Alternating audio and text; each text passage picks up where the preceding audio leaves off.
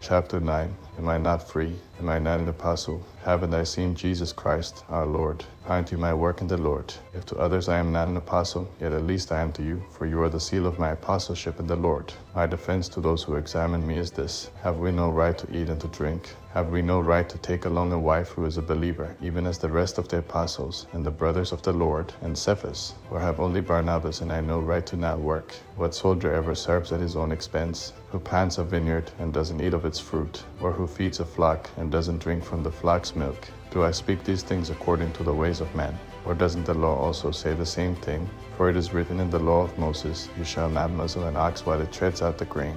Is it for the oxen that God cares? Or does he say it assuredly for our sake?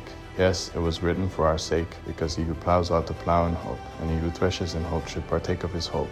If we sow to you spiritual things, is it a great thing if we reap your fleshly things? If others partake of this right over you, do we yet more? Nevertheless, we didn't use this right, but we bear all things, that we may cause no hindrance to the good news of Christ. For you know that those who serve around sacred things eat from the things of the temple, and those who wait on the altar have their portion with the altar. Even so the Lord ordained that those who proclaim the good news should live from the good news. That I have used none of these things, and I don't write these things that it may be done so in my case, for I would rather die, than that anyone should make my boasting void. For if I preach the good news, I have nothing to boast about, for necessity is laid on me. But woe is to me if I don't preach the good news. For if I do this of my own will, I have a reward. That if not of my own will, I have a stewardship entrusted to me. What then is my reward? That when I preach the good news, I may present the good news of Christ without charge, so as not to abuse my authority in the good news. For though I was free from all, I brought myself under bondage to all, that I might gain the more.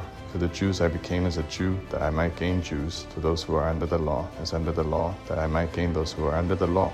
To those who are without law, as without law, that I might win those who are without law.